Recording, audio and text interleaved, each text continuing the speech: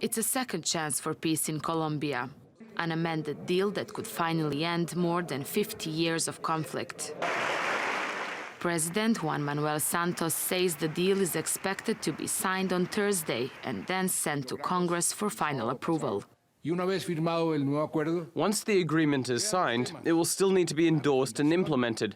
As far as the implementation, this should and needs to be done by Congress. That is where all the country's laws should be debated and passed. This is the second deal to be signed this year. The first was rejected by Colombians in a referendum last month. The new agreement contains dozens of amendments to the first and will not be subject to a popular vote. The new deal explains how rebels who committed crimes during the war will be confined to certain rural areas.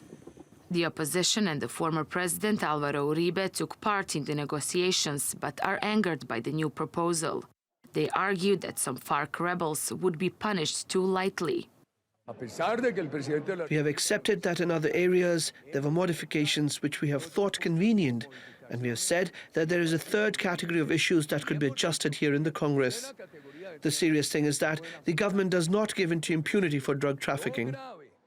The new deal also leaves in place a provision that guarantees FARC members a certain number of seats in the next parliament. That promise had angered many voters in the referendum, but was a concession rebel leaders demanded. That the more time that goes without ratification of the agreement, the more time there is for factions who do not want peace, the factions who want war to continue. The war has displaced millions of mostly rural Colombians and killed more than 220,000 people. I believe it had to be improved. I don't really know it. It would be lying to tell you otherwise, but I believe that it needed to be improved.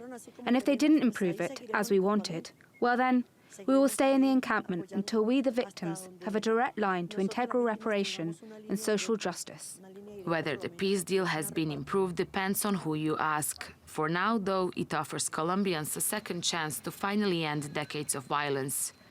Nafisa Latic, TRT World.